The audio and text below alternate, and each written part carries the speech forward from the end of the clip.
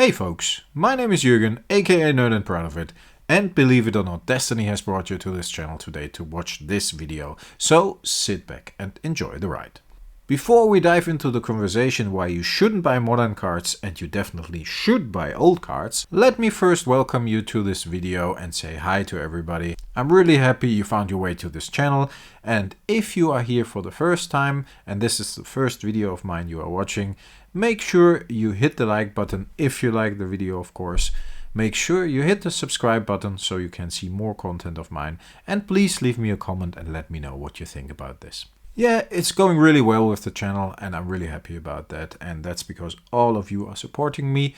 My personal target goal is to hit 100 subs within the next couple of weeks, precisely until the 13th of February, which is my birthday, and that would be an awesome birthday present. So yes, if we could make that possible, all of us, that would be awesome. But now let's talk about modern cards and old cards. The title said, don't buy modern cards, buy old cards instead.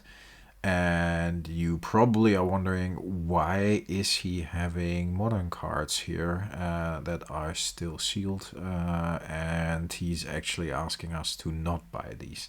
I mean, it's not wrong to buy modern cards in general. And it's not a good idea to buy random old cards and hope they will go up in value. What you should do, and I think what you at least should consider, of course you need to decide for yourself what you should do, but what I think would be a wise choice, at least for me it is mixing up your purchases. That means, yes, buy modern cards if you want to play with them. Buy these kind of decks. You see here the pre-constructed decks. These are the challenger decks of 2021. I bought these to play with my brother, so next time I'm driving over to Germany to see him and to see the rest of my family and taking these along, we just crack them out of the box and actually play, and that's good. And for this, definitely very quick, easy way to play a couple of matches. These kind of products are perfect. What I normally do as well is I just double sleeve them right after we open the boxes and before we start playing. I put them in like the Ultimate Guard Boulder deck boxes and leave them there, and I leave them unaltered. And then you always have a couple of decks to play. These kind of things. Yes, I did buy a collector's booster box of Adventures in the Forgotten Realms, Dungeons and Dragons, simply because I love Dungeons and Dragons, and that is fine. And I'm gonna open this very soon if I find a quiet minute, but that's the intention. I want to see the cards, I want to see Drizzt, I want to see Brennor, I want to see the Beholder, which is on the cover of the box, and that's cool, and that definitely is something you should do. But what you should realize as well is, for the 250 bucks you buy the collector's edition box for, you can definitely get a pretty good amount of old cards. I mean, if you look at this, the challenger decks and the collector's booster box are 350 bucks together, right? 100 bucks for the challenger decks, 25 for pop, and 250 bucks for the collector's edition box. You could buy Alliance Eye Diamond for this for 350 bucks. You could buy a Sliver Queen and have some money left.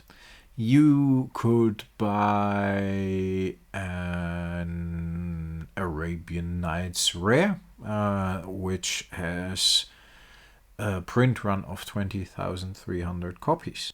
King Suleiman and Pyramids have the price of about 300 bucks. Singing Tree is about 200 to 250 bucks, depending on the condition. You get some really special, cool, iconic old cards for this kind of money. And that's what you need to consider. You need to consider, do I want to buy this stuff, which probably will be around for a very long time, even sealed, or do I want to buy old cards that probably will be more and more difficult to get throughout the next couple of years? And then we talk about one box. I mean, if you buy 3 collector's boxes of the Dungeons and Dragons set, you can get a Chaos Cradle. And that's actually what everybody's looking at. I need to get a cradle because, yeah, they're going to be above $1,000. And there are some for $750 here and there. This is a little bit of a different story. I mean, these boxes, Khans of Tarkir, they have fetch lands in them. I actually bought these when they were around $100. And I wanted to do a draft because if I buy these boxes, I normally buy them to do a draft with my friends or to do a sealed with my brother. And that's something I enjoy and that's cool. So yes, buy boxes to play. Buy boxes to open them if you like the cards. But make a choice which boxes you buy. These kind of boxes, pretty cool. And I haven't opened it because we never got around to do that draft. But my cost base is really low and these boxes are rising in price. And I'm probably going to sell them in about a year or two to buy more reserved list cards and old cards because I believe... I believe that's more valuable. At least to me it is. I rather go for an old card, which is really difficult to get, than go for a set of modern cards, which I normally used to play, and I can get in a reprint later on anyways. The artificial scarcity they do with like the Jeweled Lotus or whatever, they're gonna reprint it. So yes, I don't care. I won't buy a Jeweled Lotus for €100 now if I can buy an unlimited rare reserved list card for €100 for exactly the same price. At least that's my logic. I don't know if it makes sense to you, but to me it does. And this is a bit of the same story, the same as the Khans of Tarkir box. I got a couple of Rivals of Ixalan boxes. I have seen them tick up to about $200 here in Europe. They are a bit less still. Let's say I think 160 to 180. In the US they are already at about $200. The expected value of a box is really high. I got 3 or 4 of these. I think I bought a case and my cost base is less than $100 per box. And I used a couple, I opened them and we played with the cards and that's cool. But now I probably gonna get rid of them because yes, I rather have the money to invest into something that has more long-term value because I use them for play. If you want to leave them on the shelf, if you are an investor, fine, I get it. I mean, but that's not my approach to Magic the Gathering in general because I'm a player and then the modern stuff for a lot of money doesn't make sense a lot. Then I rather buy singles. And if I buy singles for decks, I normally buy the old singles. So yeah, it's a difficult question and for everybody it's different and I understand that. But personally, I often say that word wrong. It's horrible. Personally, I think if you look at all this, if you buy a couple of collector's boxes, if you buy a couple of regular draft boxes, if you buy the set boxes, look at Innistrad. I completely skipped it. You have to make a choice. I skipped Crimson Vow and I skipped Midnight Hunt. Yes, sorry, couldn't think of it.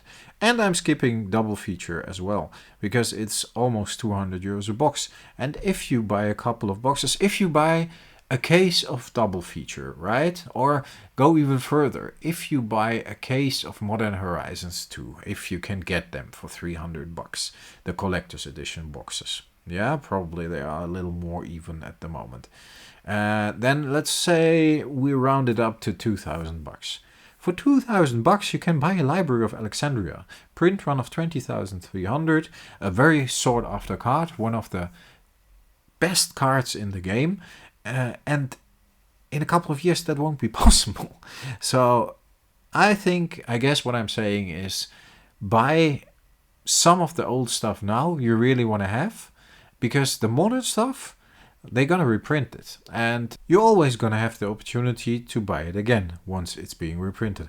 Look at the fetch lands. They have annihilated the price of the fetch lands because of all the reprints. But yeah, that's a different story. Get the old cards while you can, if you really want to have it. If you don't care about old cards and you just want to play and you think it's cool to have a couple of collector's boxes on your shelf and see how these appreciate in value, fine as well. I think the mix is clever to do, but not everybody can afford a mix of being exposed to sealed product and to modern staples and to reserved list cards. Simply not possible. I often make a choice. I skip, and I definitely skipped the last couple of sets to buy some old cards. And even then, I didn't buy necessarily reserved list cards. I, as you have seen in my previous videos, bought a lot of unlimited, some beta, some alpha, simply to have a couple of those cards. And for me, at this moment, that was the better choice. What the best choice is for you, only you know. I am simply here to warn you that the old cards will be more and more difficult to get. And I think get the stuff that won't be available anymore in a couple of years or even in a couple of months first, before you get the other stuff that you have readily available for forever, basically, because the modern cards are going to get reprinted. Yeah, folks, that was the discussion today. I hope you enjoyed it, and I hope I gave you some ideas and some stuff to think about. I will film my next reserved list buy video to stay on topic a bit. I picked up a couple of reserved list cards today, and I will film the next reserved list buy video now. And this will probably be up on Thursday because I still have to edit it afterwards, and it's going to be a really busy week at work and also a really busy week at home. But bear with me, I still keep to my plan on releasing a video every other day, which I'm pretty proud about, and I hope you enjoy these all these videos. In the meanwhile, until next time, folks, stay healthy, stay frosty, and enjoy the rest of your week. I talk to you next time. Bye, folks. Bye.